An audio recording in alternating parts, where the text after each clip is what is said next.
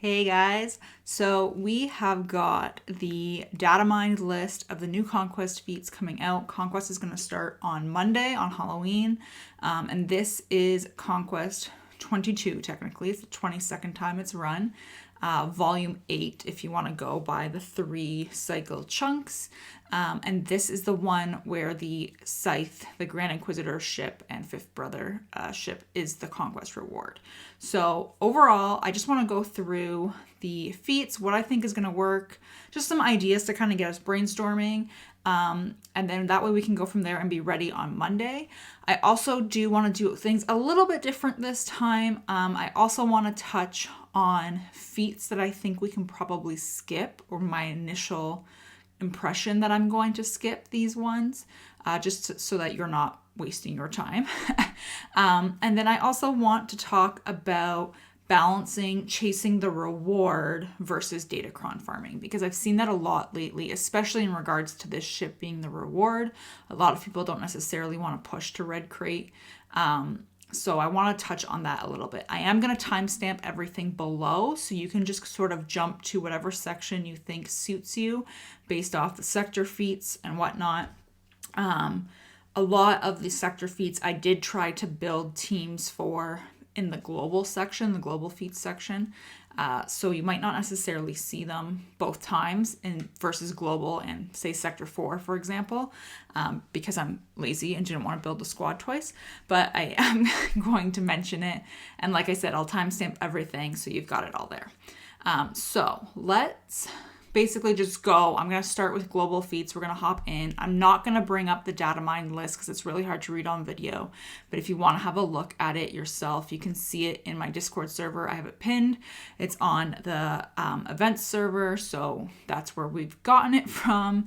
But let's have a look. So like I said, we're going to start with global feats.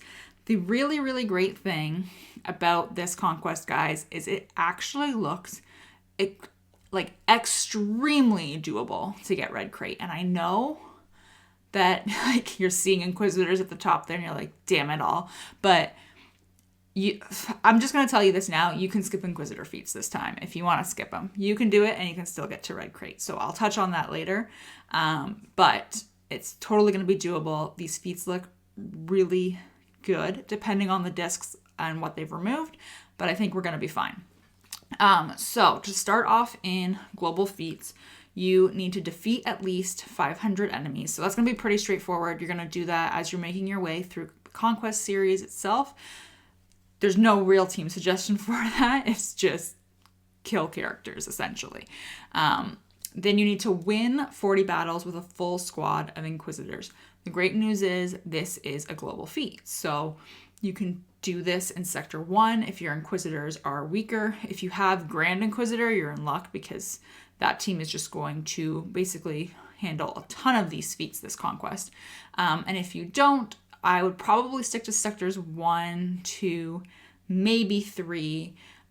You do have to win, so keep that in mind. And then you don't necessarily need to have your whole squad survive, but if you're trying to make your way through the sectors relatively cleanly, so that you don't have to go back and clean up while you're working on these feats, I would probably start working on this really early on. These feats where you need to win 40 battles with, you want to be doing at least 3 of these a day as of day 1 if you want to be managing your stamina and if you have weaker characters. So keep that in mind. So you can see up top, I've got Fifth Brother lead. I personally really like using Fifth Brother lead. Just overall, I find it to be much more plug and play friendly. And you can see my Inquisitors. I'm obviously going after Grand Inquisitor, so they are mostly relict. I fully intend to do this on Professor X as well, and his Inquisitors are not relict. So it is going to be doable, like I said, once we've gotten some data discs under our belts, and sticking to the earlier sectors is going to make this a lot easier. You also need to win 40 battles with a full squad of Jedi. So Jedi Master Luke is going to do a lot of work in this Conquest. I still maintain that he's the best galactic legend for Conquest in order to get feats done. So take that with whatever authority you want, but he's going to be doing a lot here. I did it specifically in this breakup because I didn't want to be pulling Jedi from other teams. I wanted to make 2 Jedi teams specifically because, again, you're doing 40 wins here. So the faster you can get through it, the better. If you have 2 teams, even better. And I wanted to add Kenobi specifically to Jedi Master Luke because there is a global feat where you need to defeat 100 enemies with Jedi Master Kenobi or General Kenobi. So by having General Kenobi there, I can just spam call him all of the time with Jedi Master Luke's ability, his leadership ability, and get General Kenobi to get all of the kills, hopefully. And we'll go over that feat in a minute. But that is why, in particular, he is there. And then I have this second Jedi team here, just so that I can, again, work through the feat a lot faster, like I mentioned. And I really like pairing Jedi Knight Revan and Jedi Knight Luke together. It's really great for management in terms of controlling the enemies. You know, you can heal with Jedi Knight Revan, you can heal with Jolee, you've got the Savior from Jedi Knight Revan, you've got the AoE stun from Luke. There's just a lot of control there that really makes it a bit more manageable and easier to get through. And the rest of the Jedi there are pretty much Jedi that I either work well with Jedi Knight Revan or don't need to be used elsewhere. So normally I would add Old Ben there instead, or General Kenobi, but they're going to be used elsewhere. So that's why I've got Mace as my tank, essentially. The next global feat is to win 20 battles with Princess Leia and any version of Kenobi surviving. So Jedi Master Kenobi, General Kenobi, or Old Ben. So my immediate thought, you guys know, for survival feats is always Bam, Han, Chewie. Assuming we are keeping Volatile Accelerator and Amplify Agony in Conquest. We obviously don't know until it starts if those discs are going to be there.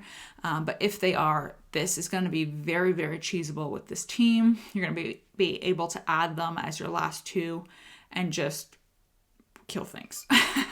So that is my first thought. You can also do a Rebel squad with them. You could do a CLS lead and add them as your 4th and 5th instead of Backpack, Chewie, and 3PO. So that could work as well, and that will be handy for Sector 4, so you'll want to keep that in mind. And then there is a global feat, and this one is going to reward a data disk, so it's only worth 1 point, so keep that in mind.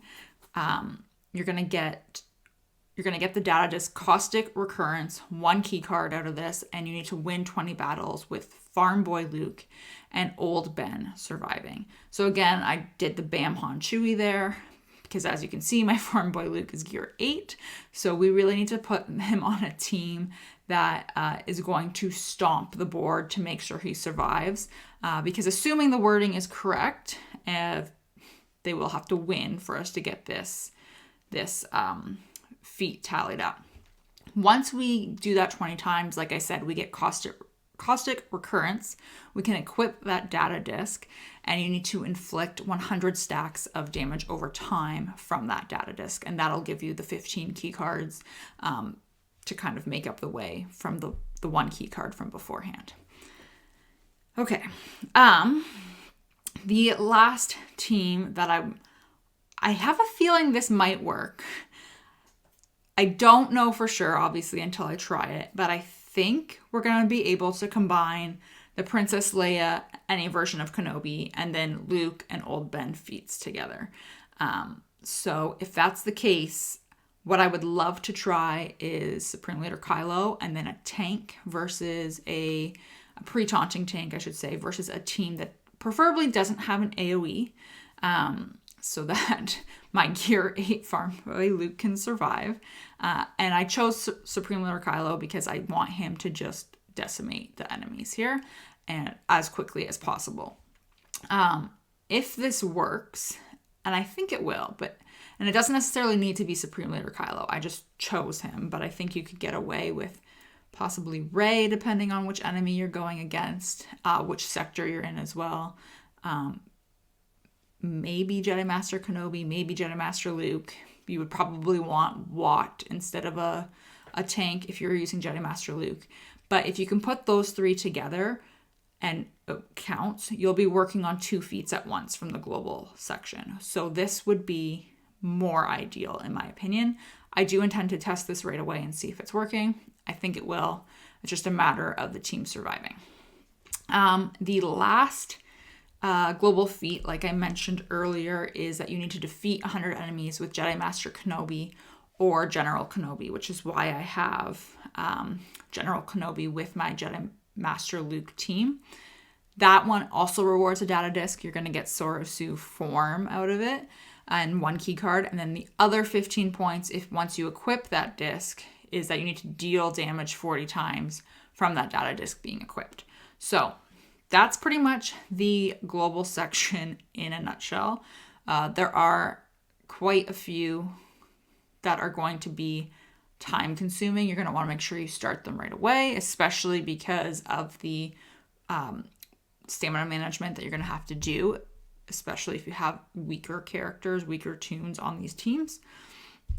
But if we can combine Luke, any version of Ben, or specifically Old Ben in this case, Farm Boy Luke, Old Ben, and Leia on a team, and that counts as the 3 of them surviving, then like I said, you'll be working on 2 feats at once with 1 team, and that's going to be the way to do those 2 feats if you're going to chase those for your global list. Okay, so let's look at Sector 1, because this is going to have a lot of overlap with global feats, which is fantastic. So at the top, I just have them listed right away because in every sector, we are going to see a win without using Jedi, Sith, or unaligned Force users in your squad feat. It's going to be on a mixture of the mini boss or the boss in every sector, or in some sectors, both of them. In Sector 1, this feat is on the boss. So these are the teams that I like to use for them. There are other teams that obviously work as well, but I find these to be the easiest. So Bam, Han, Chewie, plus whoever characters you want to add that aren't from those 3 factions, or Clone Troopers with Chewie also works as well really nicely, and that will get you that feat done. So first one is Purge. So we have to attempt to inflict Purge 300 times. You can, if you're going after the full squad of Inquisitor wins 40 times in global, you can just, hopefully start chipping away at this in Sector 1 with those full squad wins, and that's going to get you some Purge there. I really liked this team against a Padme lead, Emperor Palpatine lead with a tank. So I chose Kylo Ren Unmasked just because I found that he could survive the initial barrage fairly decently. And then I personally last time used 5th Brother, 7th Sister, and 2nd Sister for this to get Purge going. Just because 5th Brother has the AoE, 2nd Sister can dispel Purge so that you can keep applying it essentially. And 7th Sister is going to assist adding another stack of Purge. So I do like this feat, or this team specifically for this feat. You do time out against Padme when you use it, so it's not a team that's going to progress you through the sector, but you're not going to lose any stamina at least, and you generally do get about 80 to 150 depending on how the run goes of Purge. Another one that is really fun, and this one has to be against a specific Jedi team, so a full Jedi team. You want to use 9th Sister lead, Jedi Master Luke, or basically a really, really strong tank, Watt, and then I add armor just for fun. You can go in with those 4, or you can add a 5th. It really doesn't matter. You don't want damage dealing discs equipped for this, because the goal is to kind of run out the clock as long as possible.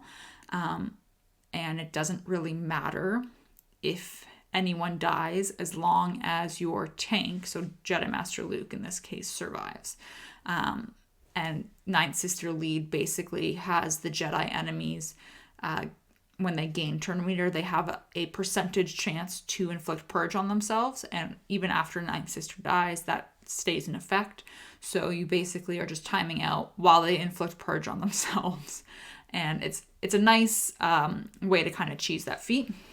So that is another option to keep in mind. But like I mentioned earlier, you can't skip all the Inquisitor feats. So let's just keep that in mind. You also need to defeat 50 enemies with Jedi units. So this is going to overlap with the global feat of winning 40 battles with a full Jedi squad. You start there. Obviously, that's going to tally up pretty quickly.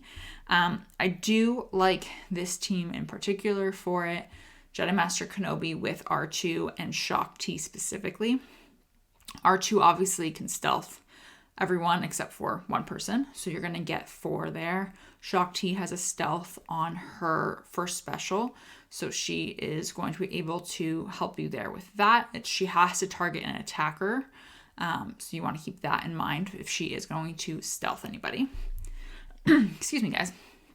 And then we have attempt to inflict torture 50 times. So torture is this lovely debuff that Grand Inquisitor has. So if you don't have him, the only other character, the only other one that is going to inflict it as of right now is Trip Zero. So he is one of the murder droids that was introduced. And my plan, if you choose to do this feat, it's up to you. You have to do this 50 times. I would do it on a sortie team with BB-8 just to feed the turn meter and make sure you take some turns. I added R2 to the team because that's also going to get you the stealth feat going.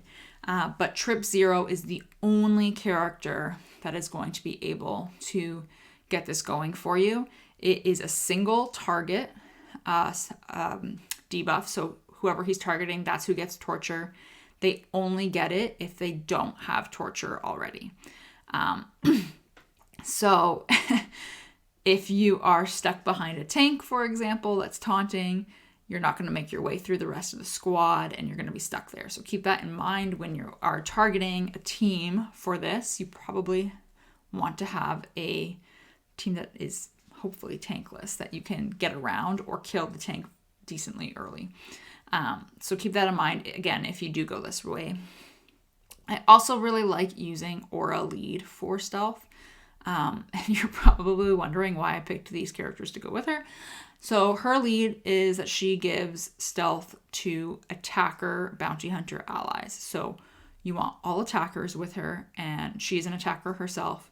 So you will immediately start the battle with 5 stealth. It does not matter if you win or lose. Obviously, you want to be as efficient as possible in the age of Datacrons, but if your goal is just kind of slug your way through this and get to that red crate, gold crate, whatever your goal may be, this is a good option in terms of racking it up fairly quickly. R2, I think, is going to be a bit more versatile here in terms of adding to other feats as well.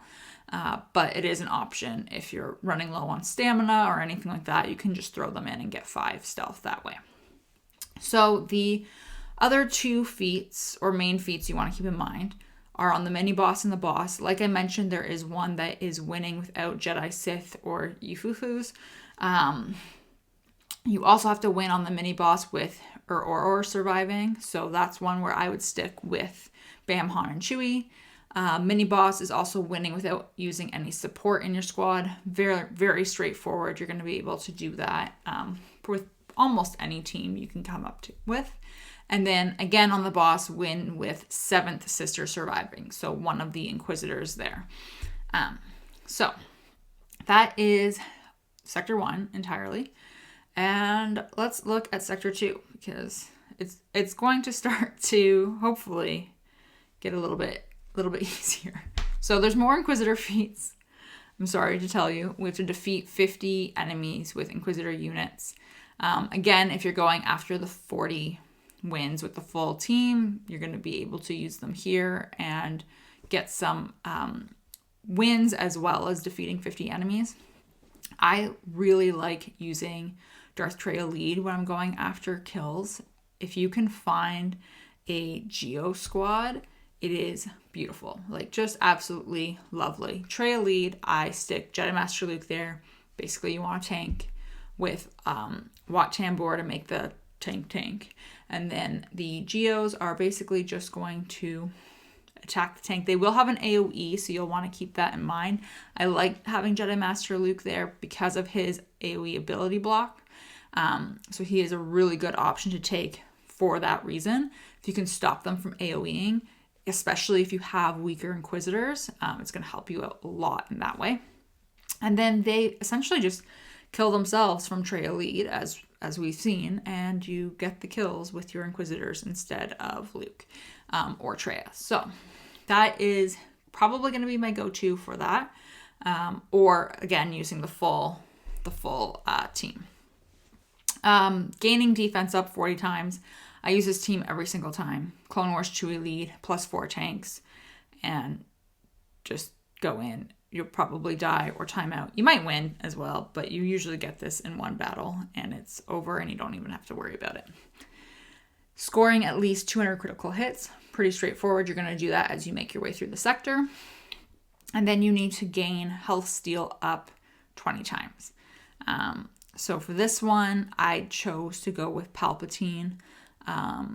He has a health steal up on his second special, the one where he does damage to all of his allies.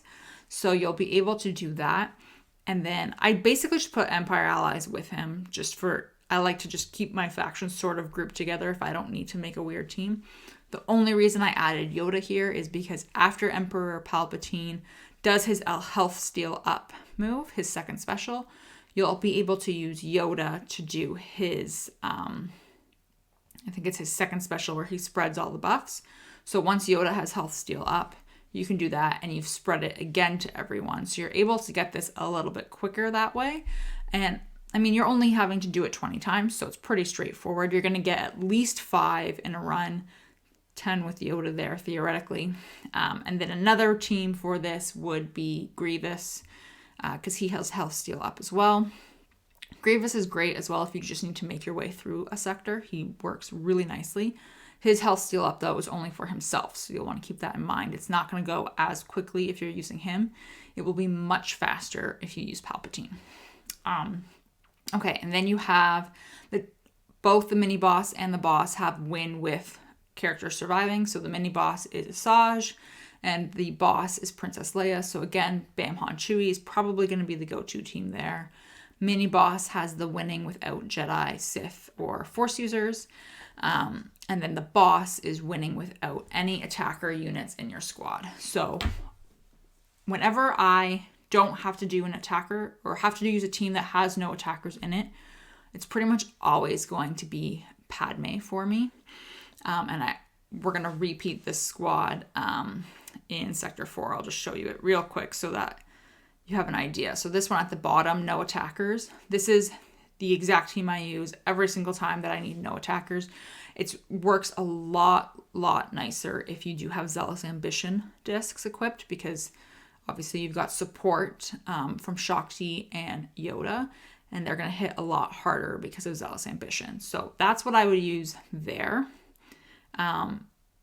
depending on who the boss is in Sector 2, if that will work.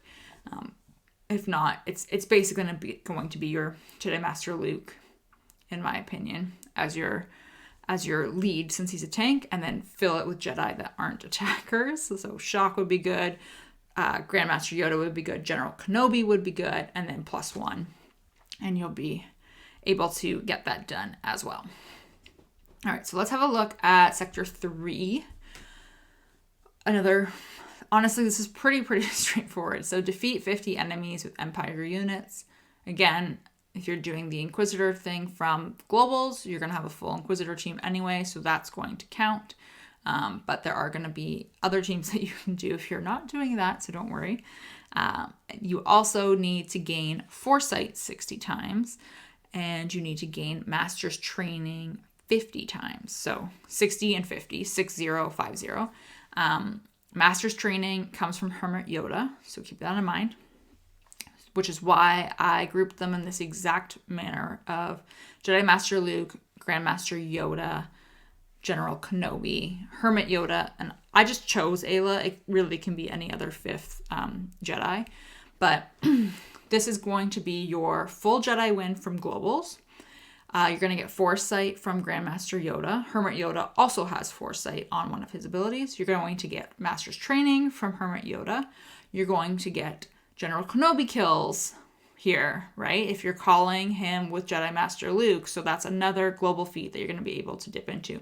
So it's 4 feats in one, 2 from Sector 3 and 2 from the global section. So personally, I think this is going to be a very strong team. You're going to be able to make your way through the sector and not have to double dip or not have to go back to try to clean up some of these feats as much. And then again, you're just going to want to try to pass around the master's training as much as possible because you do have to do it 50 times. So it is going to be a little bit tedious, but totally doable. You have to inflict stagger in this sector. So stagger is 60 times, you have to attempt to inflict it. So you want to keep in mind 2 things. Sometimes, this happened in the last Conquest run, it said attempt to inflict stagger, and you had to actually inflict it for it to count. If you kill the enemy character, on the same turn that you are doing the ability that has that debuff, so stagger, for example, it does not count.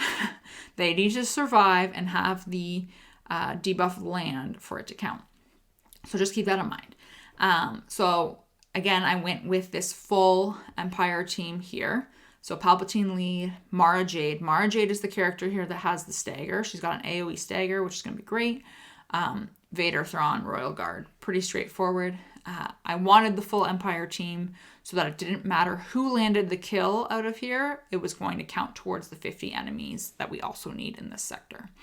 And then finally, another team that also can get you stagger if you are really scraping the barrel here. I like Kira lead with the veterans and Han and Chewie. Kira has an AoE stagger and veteran Han has a stagger on his basic. If the enemy is already debuffed, he will shoot again and then that will inflict stagger on the second try. This team is pretty much carried by Han and Chewie themselves if you are trying to win and make your way through. But it's Kira and Vet Han that will be getting you the stagger on it. So keep that in mind. And then in this sector, so both the mini boss and the boss have the win without any Jedi Sith Force user feats. So you're going to have to do it twice in the sector. We're actually going to have to do it twice moving forward. So this is the first one that it starts in. The mini boss has win with Qui-Gon surviving, so Bam Han Chewie. Or Jedi Master Luke, if you want to do a full Jedi team and stick Qui-Gon on there, that will work as well. And then the boss win with Grand Inquisitor surviving. So if you don't have Grand Inquisitor, you automatically cannot do this feat. We know that Grand Inquisitor is not coming back until December. So keep that in mind. You cannot get, and we don't know what time in December. So you possibly will have 2 Conquest runs of not being able to do this feat. So that is that. Okay, guys, Sector 4. We're getting there. Defeat 50 enemies with Imperial Trooper units. If you've got a decently relict trooper team, I think you're going to be able to handle this fine. It is Sector 4, so it might be a little bit dicey. I might also sub out Piet or honestly even Range or Stark, depending on who I'm facing, and add in Gideon as well, just for more control. Because like I said, it is Sector 4. Or you could try and find a Geo team again, stick Traya lead with Luke and Watt, and then add. I chose specifically Piet and Dark Trooper because they're 2 of my stronger troopers, but with Dark Trooper having stacks, if for whatever reason there is an AoE or he does get targeted or anything like that, they'll only knock 1 stack off of him, so you can hopefully get a couple of punches in with him to land some kills, especially with the Geos killing themselves as they attack out of turn. So by the time he takes his turn, hopefully 1 punch is all you need and you can get a couple kills in that way. So something to keep in mind there. We need to attempt to inflict evasion down 40 times. So CLS Rebels does this pretty nicely. It's actually 3PO and Chewie that do this, Backpack Chewie, and it's on his basic. So keep in mind that if you are going to use this team to farm this feat, you will want to use his basic, not necessarily his AoE, to get through it as quickly as possible, just so that you can get as many evasion downs out there as possible before you kill the team and move on. You can also... So there's the other 2 feats, is to win 14 battles with no attackers in your squad and win 14 battles, or at least, it says at least 14, which is silly, with a full squad of rebel units. So if you do CLS Han and Chewie here, you can add Old Ben and Princess Leia, and that gets you a full rebel squad. The caveat here is if Old Ben and Princess Leia survive. Or you could do, Old Ben and Princess Leia, because you want a full rebel team. That way you are double dipping into that global feat to get that disc, or to get the 15 points, But again, it's going to come down to whether or not your Ben and Leia can survive this, because it'll go pretty quickly, especially with Han and Chewie there. But they will probably get hit, so you'll want to keep that in mind. And then, like I mentioned earlier, no attackers, Padme, Shock, Yoda, General Kenobi, and 3PO is pretty much my go-to. General Kenobi here is going to be even better to add because you need him to get the kills in the global sector, or the global feat, So that will be very helpful there. So those are the main sector feats. Again, mini boss and boss both have no Jedi, no Sith, no Force users. And then the mini boss has a win with Darth Vader surviving, pretty straightforward. And then on the boss, we have to win with Kanan and Ezra both surviving. So you'll want them both on your team. Volatile Accelerator and Amplify Agony with Bam Han Chewie should get it done, hopefully without issues, depending on, again, who the boss is and what the modifiers are. But that should be good to go there. Okay, so let's look at Sector 5, and then we can talk about what we want to skip and all this fun stuff. Okay, so you need to, in Sector 5, attempt to inflict blind 60 times. So this top row up here is just characters to give you an idea of who will inflict blind. So Jedi Knight Luke, Backpack Chewie, Sunfac, Mission, Omega. There are quite a few other characters as well. Those are just the first ones. Luke and Chewie, I think, are going to probably be the best, again, just in terms of relating it to global feats and trying to make it as efficient as possible so that you can get to your Datacron farming as quickly as possible. You also have to attempt to inflict ability blocks 60 times, and we need to evade at least 100 attacks in battles that you've won. So this Jedi Master Luke team is going to be decently nice, I think, for blind, ability block, and evading attacks. So you've got, obviously, Jedi Master Luke. He's got an AoE ability block. Jedi Knight Luke has his blind there, so that will be there.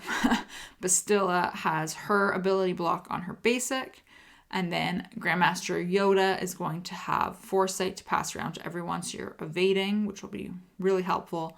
Full Jedi squad, so that's going to count towards your 40 battles in the global sector. And then again, you've got General Kenobi there, so if you want to be calling him to assist, you'll be able to get the kills with him in, and that will count towards your global feat as well. So something to keep in mind when using them. So the last feat is to defeat 50 enemies with bounty hunter units, and this is kind of just my go-to in terms of a bounty hunter team. I like Boss Gleed. I just find it to be a bit more durable. And then Greef, Mando, Fennec, and Boba. Greef is really great in terms of survivability. He's got his cleanse, his heal, like all this really fun stuff. Mass attack, which is going to be great, especially with Bosk, to get these kills in. Mando has his disintegrate, so that's going to be amazing. Fennec just hits hard, and Boba has his execute, which is also going to be really great to get these kills in. Boss Lead is going to be interchangeable with probably Aura, depending on what enemy team you're facing.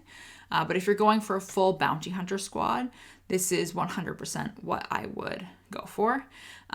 If you don't want to use a full bounty hunter squad, or let's say you don't have a full bounty hunter squad relic, which I think, and you can correct me, but I think the majority of players that are doing hard conquest at 4 million GP and higher probably have Executor.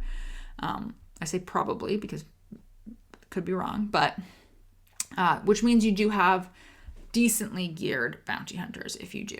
But you could do a Jedi Master Luke sort of cheese here, where you're going to want to take your light side bounty hunters, so either Greef or Mando, Jedi Master Luke as your leader, Watt to make Jedi Master Luke tank, and then you can add 2 Jedi, and you're just going to call.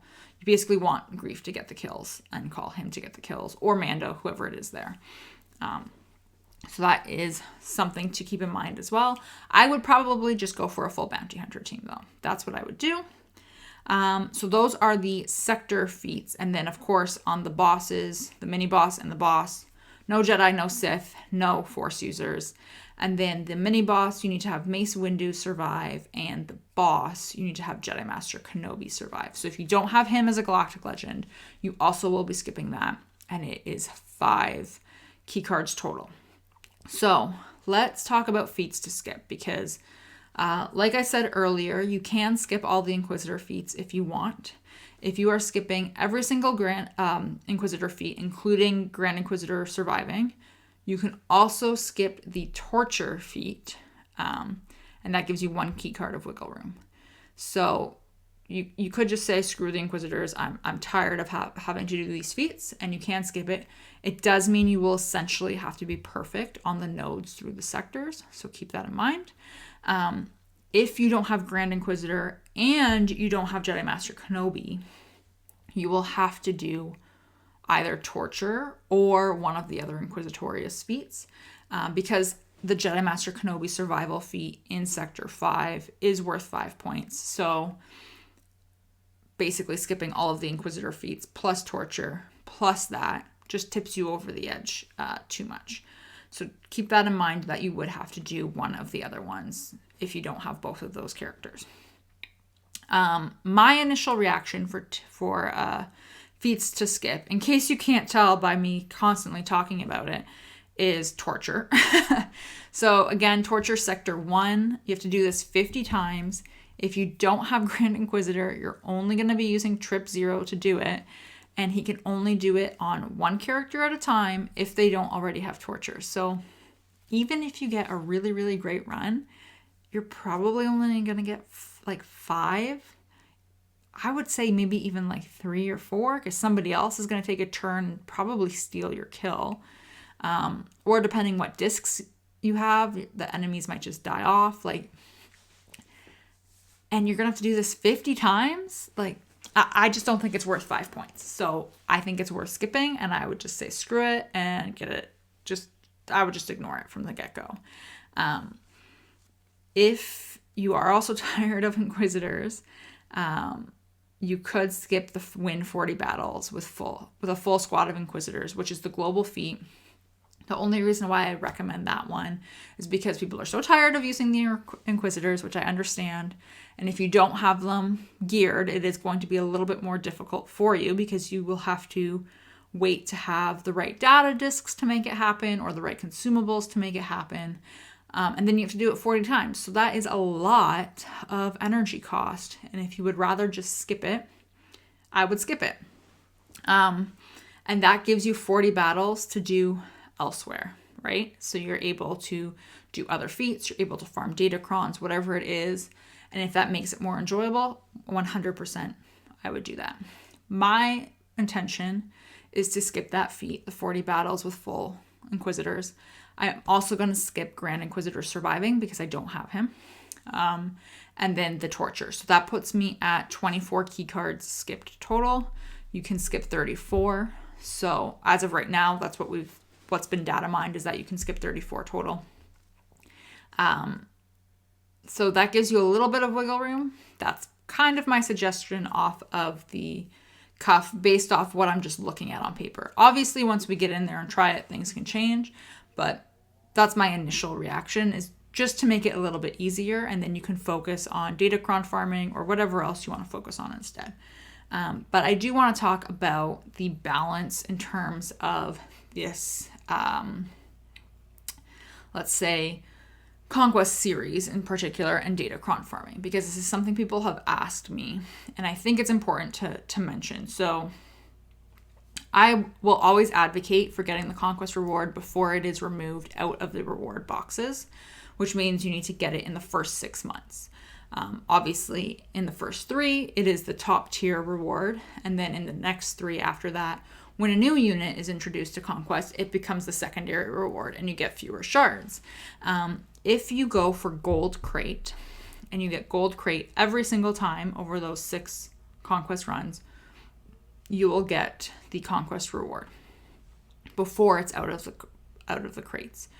Even if you don't have Grand Inquisitor and you can't use the ship right away because you don't have him, or you're not going for Grand Inquisitor right away, or you have no plans to get Grand Inquisitor before he's accelerated in the journey guide forever, anything like that, it still, in my opinion, makes more sense to get it and have it sit on your roster unlocked, because you will now not be wasting crystals to buy shards from the store. You won't be wasting crystals to refresh the Proving Grounds event. If you have to wait for this ship to hit Proving Grounds, you are waiting until November of 2023, I believe it'll be. I'm trying to remember off the top of my head if it is the start of the Conquest that it's introduced or the third one. So it would either be November 2023 or January 2024 before it's in Proving Grounds. So keep that in mind. Like, that's a long time away. It makes a lot more sense to just go for Gold Crate and have it already on your roster, because at the end of the day, you don't know what you're going to need that ship for. It was the same thing with Razor Crest. It was out of the rewards. It was gone when we found out that it was a requirement for Executor. So you don't want to have that happen. If you find out that it's a requirement, then you can go, and if you really need it and you need to get Grand Inquisitor, at least you already have the ship. You're only missing one other piece, right? So that is just my advice there. And then if you do that, Gold Crate is considerably more achievable. You only need 530 key cards, if I'm remembering correctly. It is much, much, much easier to get there. These feats are really doable. I've noticed, I mean, we've only had 3 conquests where a ship is the reward, but this is the 3rd one, and it seems like every time the ship is the reward that the feats are a little bit nicer and easier. So this conquest is going to be very doable to get to Gold Crate, but I think what is actually more important to recognize and remember is that you're going to want to balance your chasing of the reward, so you're chasing to whichever crate, with your Datacron farming. So with that, if you know that you're going to aim for Gold Crate because you're not going to use the ship right away, or you don't have Grand Inquisitor yet, or whatever it may be, for whatever reason, that gives you so much more wiggle room to get Datacrons farmed. And Datacrons will have an immediate impact for you if you're using them with your roster. So you'll definitely want to focus that way. I did this with Professor X last run for the Ben Solo Conquest series. I got Red Crate for him the first time. And then the next 2 conquests, we chose to go for Gold Crate because that account does buy the Conquest Pass, the $10 pass. So we're able to get the Conquest unit in the 3 runs anyway by going red and then 2 golds, since we buy it every time.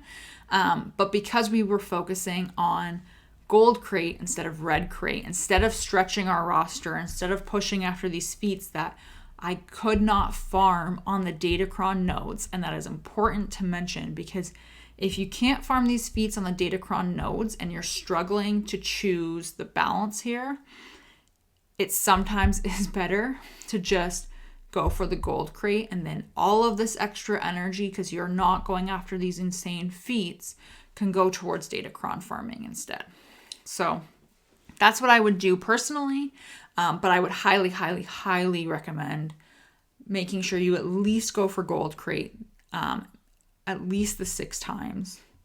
If you want Red Crate in 3 months, once this isn't the reward and the new reward comes out and you want to go for red crate, by all means, you'll just get the shards for this even faster. But gold crate is the minimum to get it done in 6 conquests before it removes itself from the reward boxes, guys. So just a little bit of food for thought, things to keep in mind when you are making your way through this. Like I said earlier, if you want to look at this actual sheet of the DATAMINed feats and start planning your teams ahead of time and start making an action plan of what you want to do in Conquest to really tackle it right away, highly recommend joining either my server, I've got it pinned, the Galaxy of Heroes events server, they've got the DATAMINed sheet there as well with all the feats. Cross off immediately the feats that you know you cannot do because you don't have the characters. So Grand Inquisitor, you can cross that off. If you don't have Jedi Master Kenobi, cross that off and work backwards because you'll be able to know what feats you can skip that way, how many points you have of actual wiggle room, and then work from there to make your plan. Hopefully this was really helpful, guys. I really hope that you find this Conquest somewhat more enjoyable than the last ones. I know it's more Inquisitors, but like I said, if you really want to, just skip the Inquisitor feats. And I will see you next week, most likely. Once this starts, I'll break down each sector individually with what teams I'm using specifically, and you can get an idea from there if you want to look at each sector individually. Thanks for watching, guys.